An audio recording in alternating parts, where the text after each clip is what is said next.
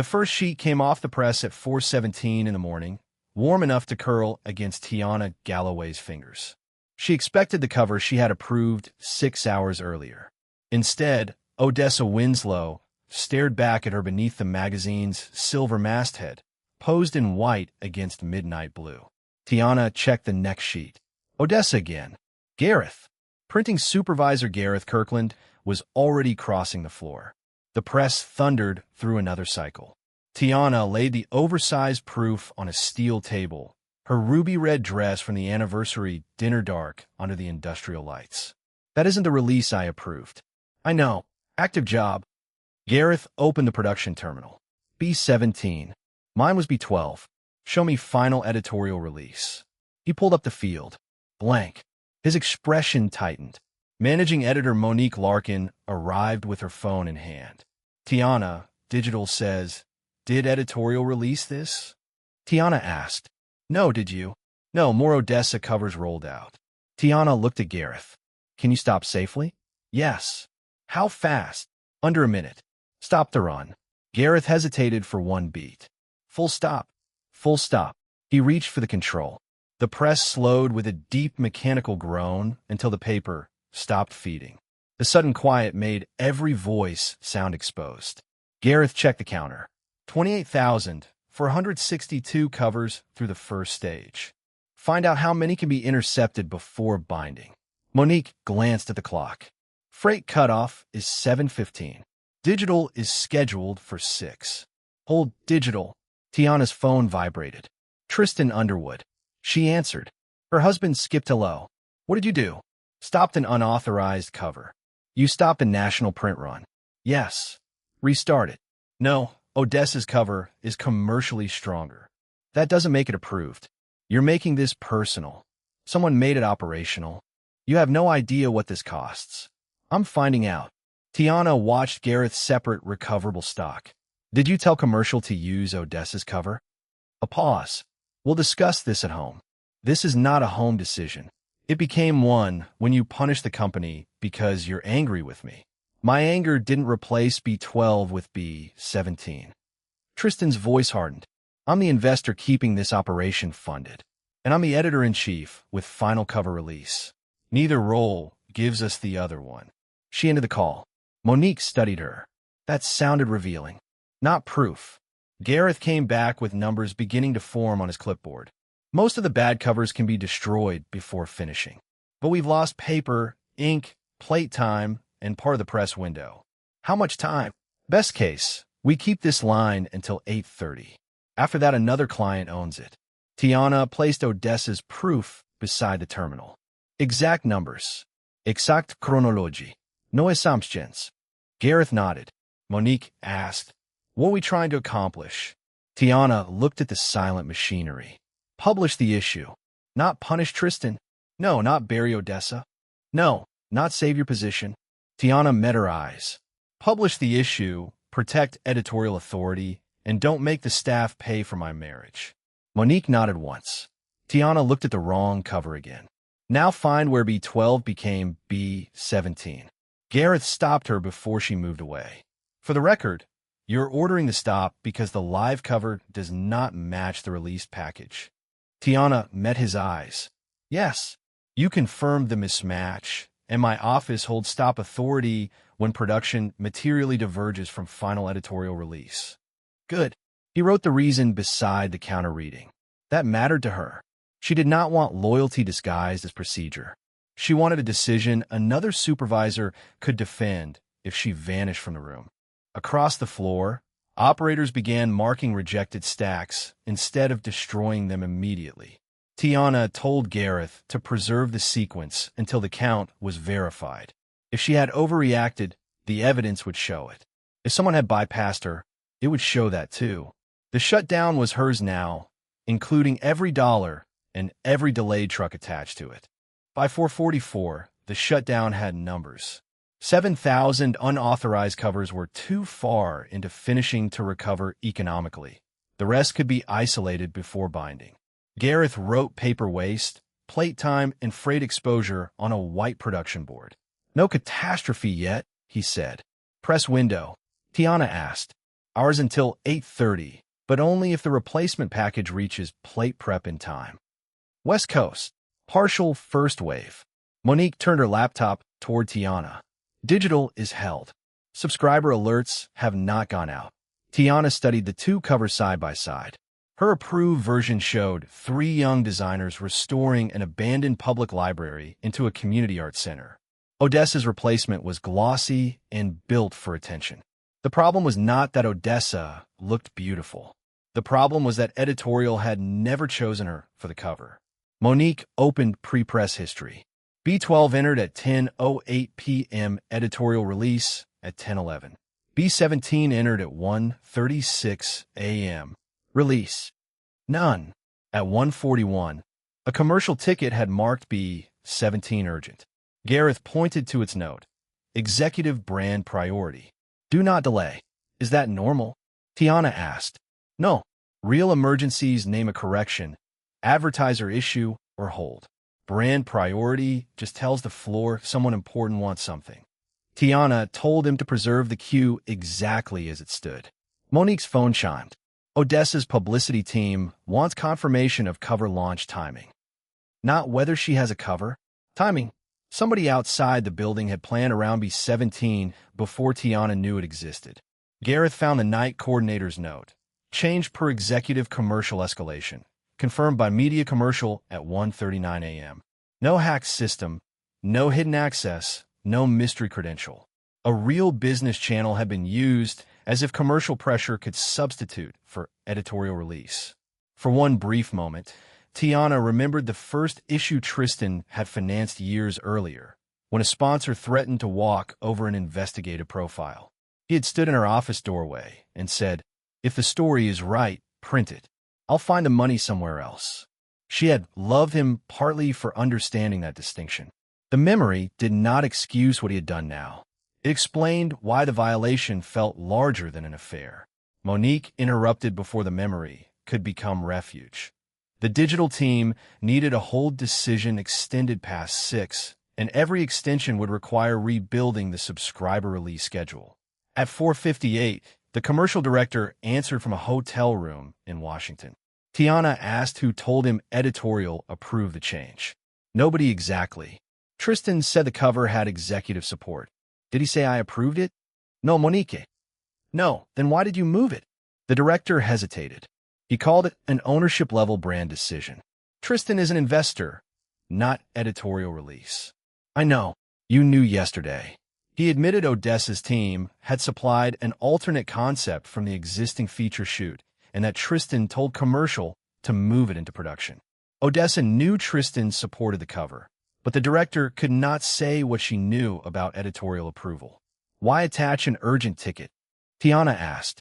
I assumed production would stop it if something was missing. She looked at Gareth. Responsibility had been passed down the chain until the press floor became the only place left to say no. Tiana told the director to remain available, then returned Spencer Talbot's call. The board representative already had directors asking why production had stopped.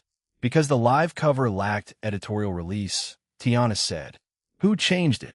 Commercial moved B17 after Tristan's direction. You're certain? Production chronology and the commercial director both say so. Spencer warned that the board would review her decision and its cost. They should, Tiana said. I made the stop order. What do you need from us? Time to publish before everyone turns this into a meeting. When the call ended, Monique looked at the whiteboard. So it wasn't an accident. No, and stopping it has a price. Tiana looked at the growing list of losses. Then we pay only the prices we actually have to. At 5:12, Garrett's revised timing removed the last comfortable option. If we want most East Coast distribution and any meaningful Midwest allocation, plate prep must start by 7:15. Monique checked the clock. 2 hours. Less, Gareth said. The package has to be cleaned before that. Tiana's phone lit with 2 messages from Tristan. Restore the cover. I can fix the rest. Then, future capital discussions will reflect how this is handled. Monique read them over her shoulder. He's using the shutdown as leverage. Yes. Does the leverage matter? His money matters. Pretending otherwise would make me stupid. They moved upstairs to the newsroom as designers, copy editors, and advertising staff returned. Tiana gave them one objective. We're not rebuilding everything exactly as it was. We are publishing the strongest issue we can still deliver without making exhaustion our strategy. Monique divided the issue into must survive, can compress, and can move. A younger editor asked about Odessa's 6-page interior profile. The piece had been planned weeks earlier around her cosmetics launch and move into documentary production. Is it accurate? Tiana asked. Yes. Is it good? Yes. Then it stays. Several people looked at her. Tiana understood why. We are not using editorial authority to punish someone because I dislike what happened to the cover. That decision mattered more than a speech about fairness. At 5:48, Digital confirmed the 6 o'clock release could remain held without triggering subscriber notifications. 8 minutes later, the first advertiser called. A luxury watch company wanted to know whether its inside front cover placement would still reach a national audience. Reduced allocation in some markets, Tiana said. How reduced? I'll give you the number when I have it. Can you guarantee the editorial cover won't change again? Yes. At 6:04, another advertiser accepted a digital make-good for delayed markets.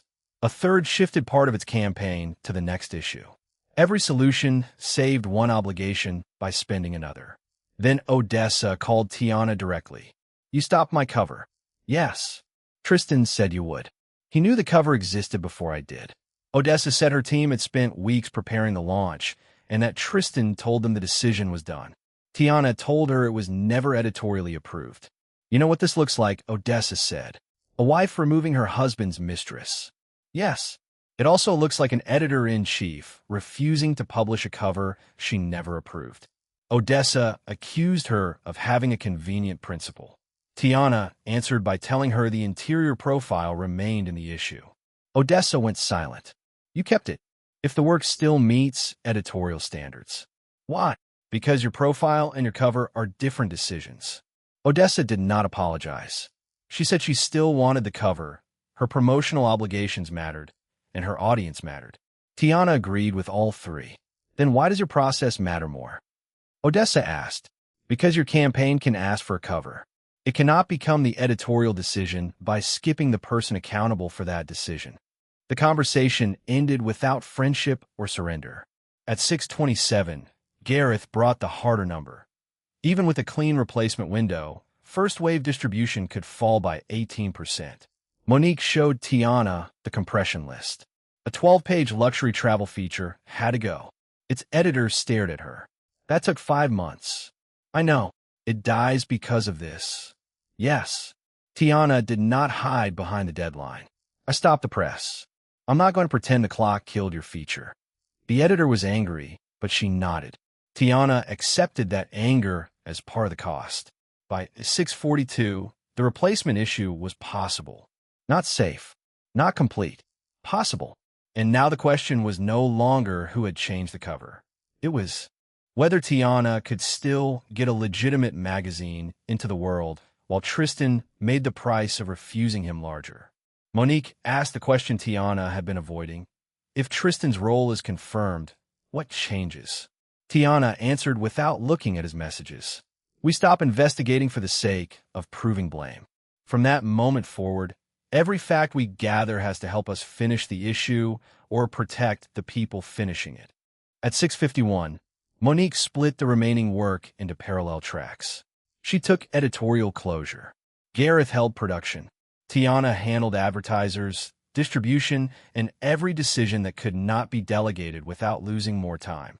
At 6:58, Spencer Talbot arrived in the newsroom without lawyers or an entourage. I need 10 minutes, he said. You have 5. 4 directors are asking whether you should remain in operational command. There are 9 directors. Don't turn this into arithmetic. It is arithmetic until there is a decision. Spencer glanced at the staff working around them. They're being told you lost control. Then they can look at the room. He asked for the simplest explanation of her authority. Tiana gave it. Final cover release belonged to the editor-in-chief. When a live production asset materially diverged from the release package, she could order a stop.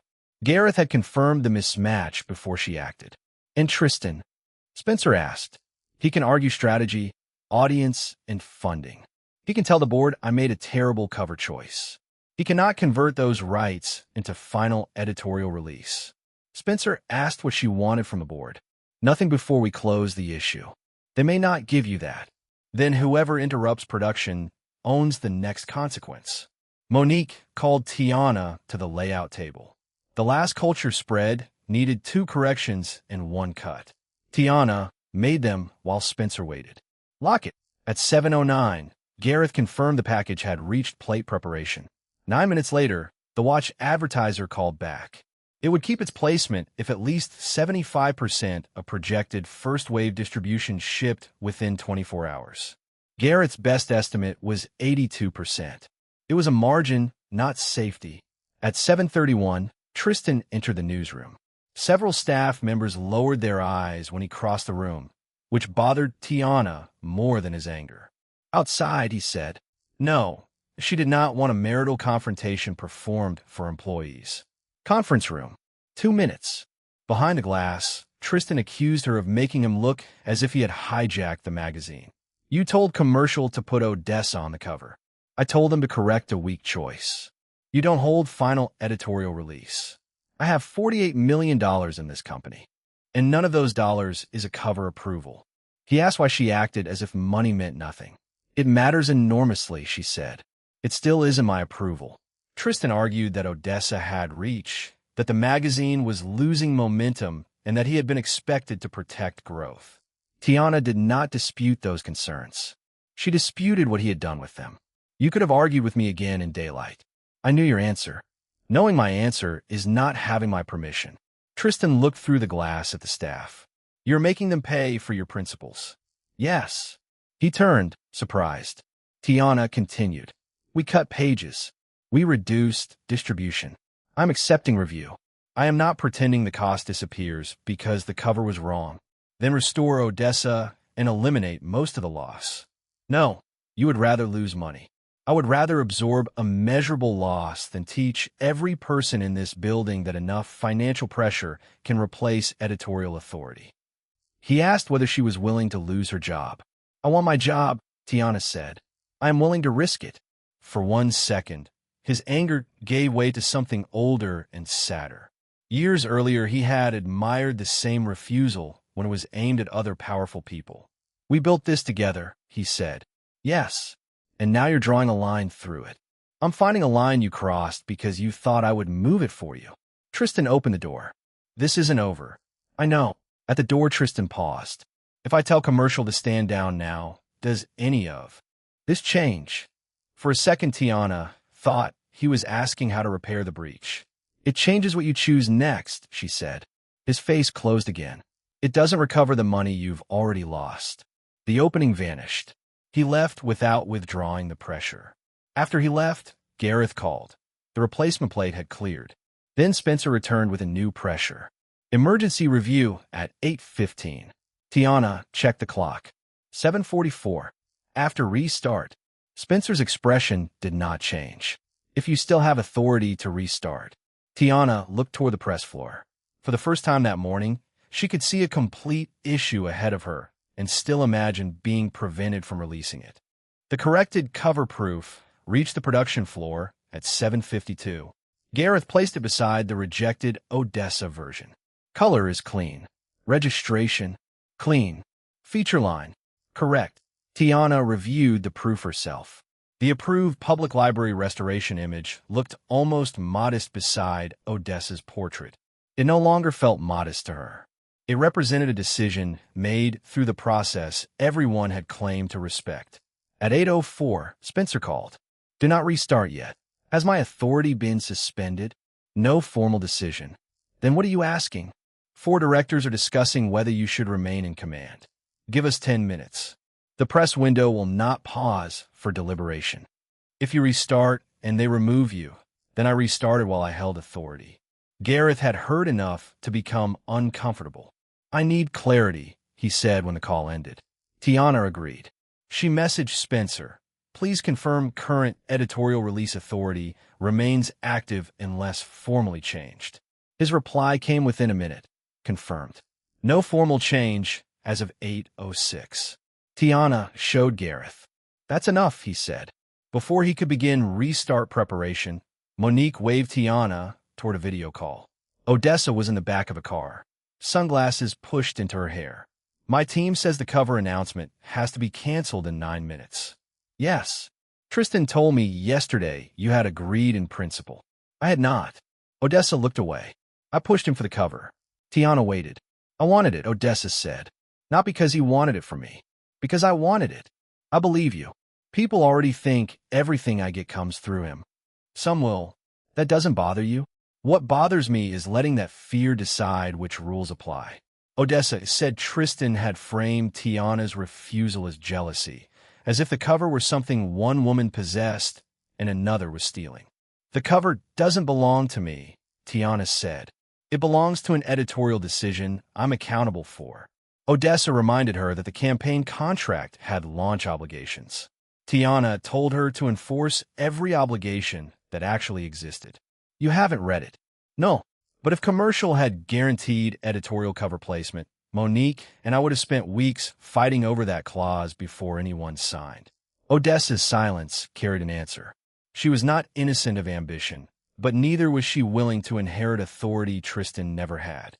I'm canceling the announcement, she said. Why? Because now I know editorial never approved it. If I announce anyway, I'm choosing a shortcut too. She refused to withdraw her interior feature and refused to apologize for wanting the cover. Tiana asked for neither. The call ended. At 8:12, Gareth initiated the restart. The machines woke slowly. Spencer called again before they reached speed. Board review is starting. Tristan has just told 2 directors he may reconsider the next funding tranche if this issue ships without Odessa. Tiana closed her eyes for 1 second. The tranche supported a planned digital studio, 3 pending hires, and several freelance contracts. This was not pressure aimed only at her anymore. He is free to reconsider investment, she said. Then what are you objecting to? Spencer asked, making investment conditional on an editorial answer. At 8:16, corrected covers began moving. Monique joined her. The studio? At risk. Current jobs? Not immediately. Pending hires first. Maybe contracts later. Monique stared at the line. This is where principals get names. Yes. Tiana refused to turn that sentence into nobility. She asked Monique for the studio budget. If the tranche disappeared, she wanted to know exactly what could survive. By 8:34, the corrected run reached stable speed. The budget showed that the magazine would not collapse without Tristan's money, but its expansion would. Shrink. 3 hires would be delayed. 2 freelancers had only months of secured work. A planned video desk would remain unfinished. No one loses a job today, Monique said. No, but people lose opportunities. Yes. Tiana hated the fact and let herself hate it. Her marriage had given Tristan knowledge of what mattered to her. That knowledge was not wrong. Using it as leverage was. We keep printing, she said. And the board? We answer them. Briefly, the meeting does not become the story. Tiana called finance rather than asking Tristan for reassurance. She wanted the dependency visible before the board could use it as an abstraction. The answer was uncomfortable but useful. The current issue, payroll and existing print schedule were funded. The threatened tranche affected growth, not survival. That distinction reduced one fear and sharpened another. She could protect today's staff without capitulating, but future opportunities would still narrow. Then mark every delayed hire separately, she told Monique. No one disappears inside a line called savings. Monique wrote the names of the open roles beside the contingency column. The choice now had faces, even if those people had not been hired yet. At 8:47, the first corrected signatures entered bindery, and the newsroom finally had something tangible to protect. Then Gareth called Tiana down to the floor. Speed is below forecast. How far? If it stays here, first wave distribution falls from 82% to around 79%. The watch advertiser's threshold was 75. 3 points of breathing room. Monique arrived with another problem. One smaller advertiser had not reconfirmed after the layout compression, and digital could not release until the final contents file matched the printed issue. Tiana gave Monique authority to close the advertiser question without waiting for her, unless the concession affected editorial placement. "You don't need me for everything," she said. "That is the whole point." At 9:03, Spencer appeared. "Now," Tiana looked at Gareth. 10 minutes. I can keep this moving for 10. Upstairs, Spencer and 3 directors were on video. Tristan sat at the far end of the conference table. Tiana remained standing. Spencer kept the scope narrow. Immediate authority and immediate risk. Nothing else. One director asked whether Tiana had authority to stop production. She explained that final editorial release sat with her office and that Gareth had confirmed a material mismatch before the stop. Another asked why she had not allowed the press to continue while investigating. Because each minute increased unauthorized inventory and the eventual recovery cost. A third asked whether Tristan possessed authority to substitute the cover. No Tristan interruptive. That is her interpretation of a governance structure I finance. Spencer looked at him. Did editorial approve B17? Tristan did not answer immediately. No. The word changed the room more efficiently than any file could. He argued that he had been charged with growth strategy, that Odessa's cover had stronger commercial potential, and that executive leadership sometimes had to act quickly. Tiana did not dispute his right to argue those things. She said only, commercial judgment can propose the decision. It cannot silently become editorial release. The directors then turned to cost. Was Tiana prepared to accept formal review of paper waste, reduced distribution, advertiser concessions, and the possibility that a limited hold might have been cheaper?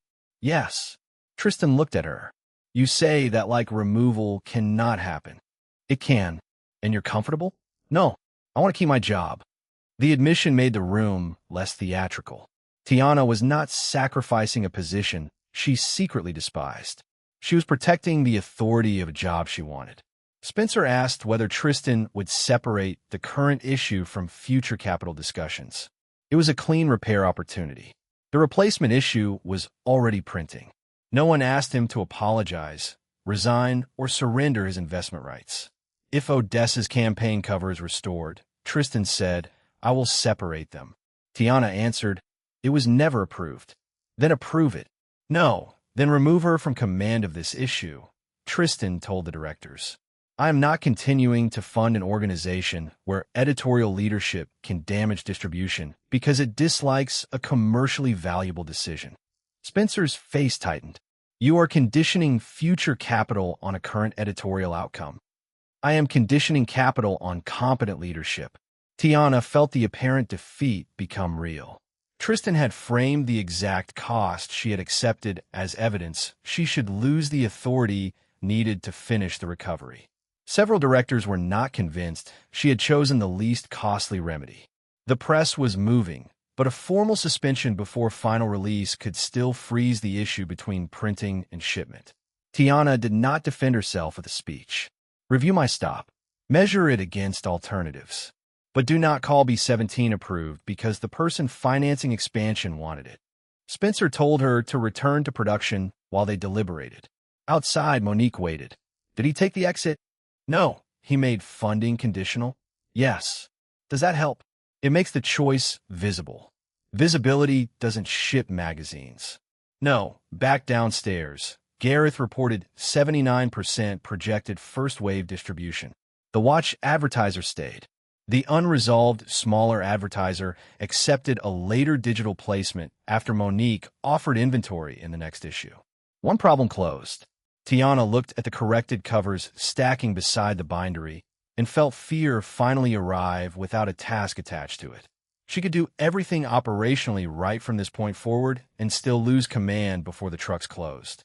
Spencer's message came at 9:37. Decision soon. Tiana told Gareth, if they formally suspend me, you wait for the next authorized release. And if they don't, we finish. He nodded. There was no heroic version left. Only authority, time, and the next decision. One weakness remained in Tiana's position. No record could prove that stopping the entire line was the only reasonable response. The evidence established the unauthorized cover and Tristan's pressure, not the perfect remedy. She knew the board could separate those questions and still decide she had exercised her authority badly. That ambiguity made the defeat credible rather than theatrical. Spencer called Tiana upstairs at 9:48. 2 directors remained on video. A third had left for another commitment. Tristan stood by the window.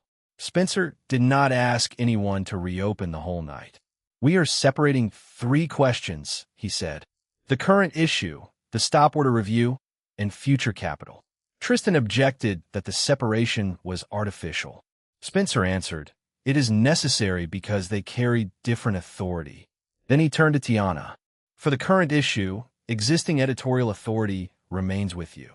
Production and release may continue." Relief arrived without triumph. Spencer immediately added, "The stop order will be reviewed. Waste, distribution loss, advertiser impact, and whether a less costly intervention was available remain open." "Agreed," Tiana said. "Commercial requests affecting editorial placement will require documented editorial approval before production. Investor recommendations remain recommendations unless governance is formally changed." Tristan stared at him. "You're rewriting the company over one bad night." "No, we're documenting a boundary that apparently relied too much on assumption." Future capital, Spencer said, remained Tristan's decision to negotiate or withdraw on legitimate investment grounds, but it would not function as approval for the current cover. No one stripped Tristan of money. No one declared Tiana blameless. The board had made the narrow decision the printer actually needed. Spencer then said Odessa had asked to join briefly. Her face appeared on the conference screen from a dressing room. "I wanted the cover," she said before anyone asked. "I pushed Tristan for it." One director asked whether anyone from editorial had told her it was approved. "No, what did you believe? That Tristan could get it done?" Tristan leaned forward. "Your team sent the campaign package. You knew the commercial value." "Yes." "Then don't act like you were deceived." Odessa held his gaze. "I'm not. I wanted the result. I did not ask you to invent authority." She confirmed that after speaking with Tiana, she had canceled her planned cover announcement rather than publicly claim an editorial approval that never existed. She was not withdrawing her interior feature and was not apologizing for ambition. Tiana respected the distinction. Odessa looked at her. "I still think I would have sold the cover better. You may be right. And you hated seeing me on it." Tiana did not hide behind professionalism. "Yes, I hated seeing the woman my husband chose on a cover I never approved. Both facts hurt. Only the second gave me authority to stop production." Odessa's expression softened by a degree. "Fair." No reconciliation followed. She ended the call. Tristan looked at Tiana as if her refusal to turn Odessa into an enemy had taken something useful away from him. Tiana left before the meeting could become therapy. On the production floor, Gareth was holding the first bound corrected copy. "This one is real," he said. Tiana checked the public library cover, then opened to Odessa's interior feature.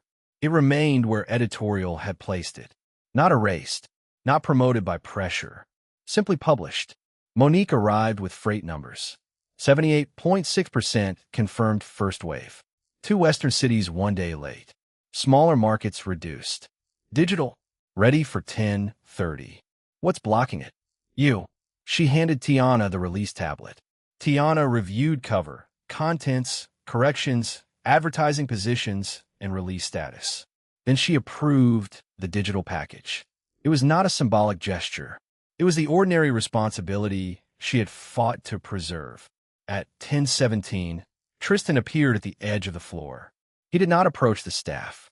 Tiana went to him. "Odessa made me look like I used her," he said. "You used the cover. She wanted it." Both can be true. He asked why Tiana had kept Odessa's feature.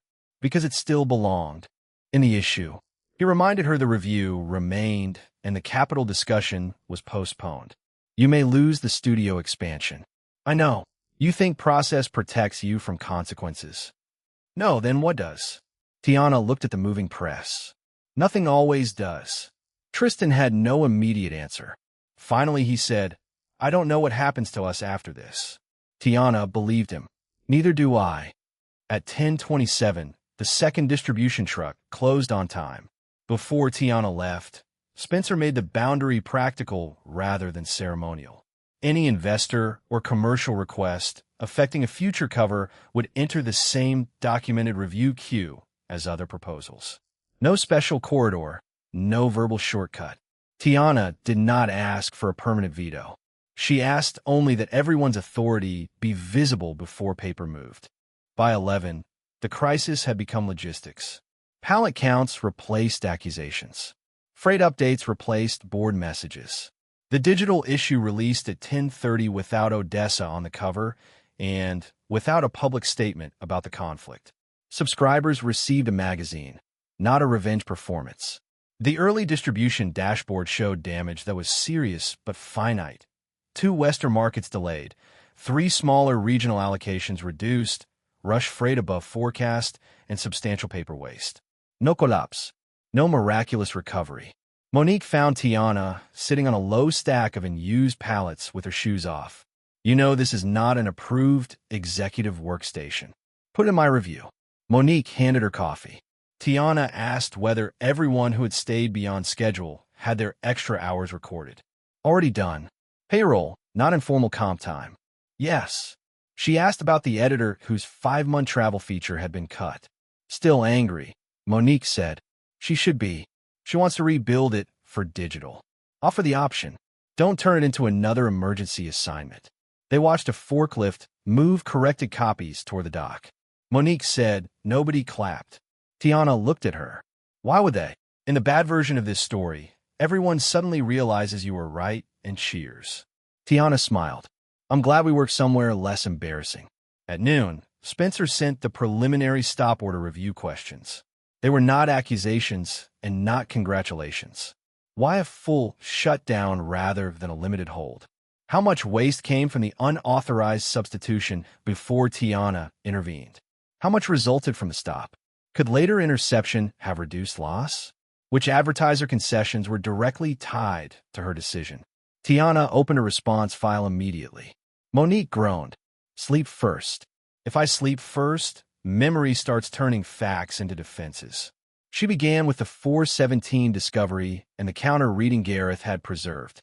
The review did not frighten her less because she had expected it. It frightened her more because it was legitimate. A good boundary did not exempt the person enforcing it from scrutiny. At 12:14, Odessa posted from her cosmetics campaign set.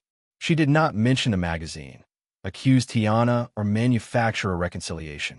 Her campaign continued.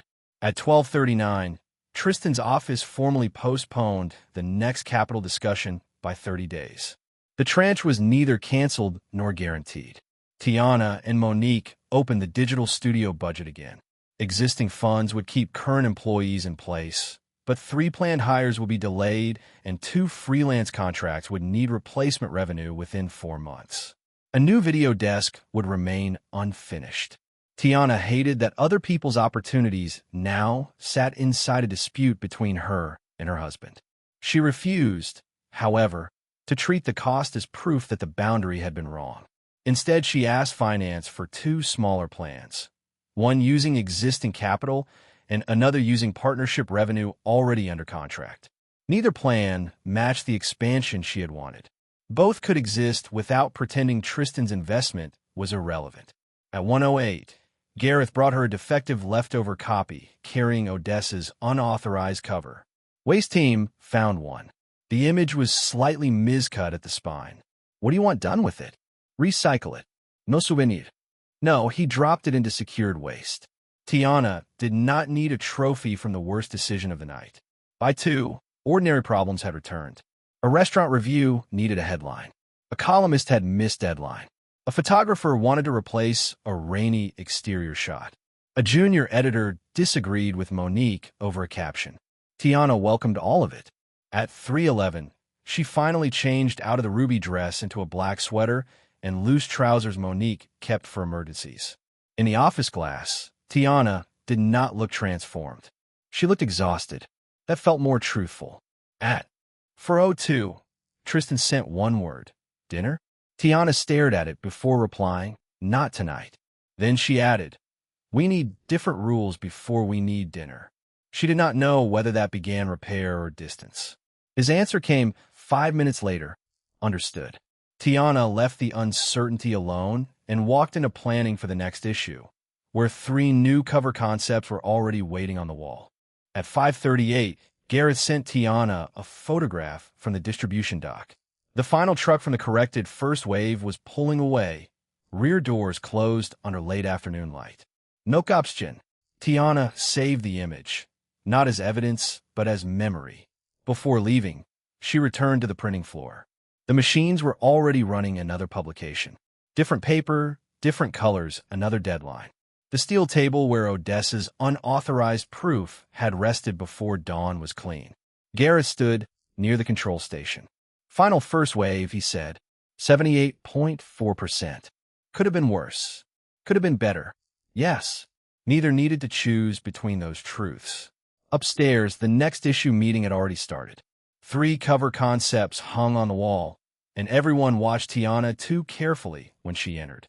"Pitch them," she said. The features editor preferred the second concept because its subject was less famous, but the story was stronger. Tiana challenged the reasoning, listened to the room, then changed her own initial preference. The third concept won. That small disagreement mattered. Editorial independence was not Tiana's right to impose herself. It was the right to make decisions through a process that remained real even when she lost the argument. Outside, evening had replaced dawn. Tiana reached her car and stopped. The house she shared with Tristan was 20 minutes away, but she was not ready to decide what that house meant after today. A hotel would feel like a declaration she had not made. Going home would feel like surrender only if she allowed it to. She chose neither. The magazine kept a small guest apartment for visiting writers. Tiana called Monique and asked whether it was empty. "Yes." "Want company?" "No food?" "Yes." "I'll order." "Not the place with truffle oil on everything." "That is an unreasonable restriction." Tiana smiled. "Good night, Monique." The apartment was quiet and ordinary. A narrow kitchen, a clean bed, cartons of food, no dramatic suitcase, and no final decision about her marriage. Tomorrow she would answer the board's stop-order questions. In 30 days, she might have to defend a smaller digital studio plan if Tristan withheld the tranche. Odessa would continue her campaign and career. Gareth would supervise another run. Monique would argue about another headline. Tristan and Tiana would eventually have to decide whether their marriage could exist after the difference between love, money, and permission had been made explicit. Tiana opened one corrected copy on the small kitchen table. Odessa's interior feature was there. The public library cover was there. So were the pages they had saved and the pages they had sacrificed. The issue was late in some cities, more expensive than planned, and smaller than the one they had intended to print. It was not a trophy. It was work completed under a boundary that had cost something. Before dawn, Tiana had stopped the press because wealth and urgency had been mistaken for permission. By evening, she had not proved money was powerless. It could delay hiring, narrow ambition, frighten people, and strain a marriage. But it still could not make an unauthorized cover become her editorial decision. She closed the magazine, set it beside her coffee, and left the next question for tomorrow. This story is a fictional narrative created for entertainment, reflection, and educational purposes. Any resemblance to real people, places, or events is purely coincidental.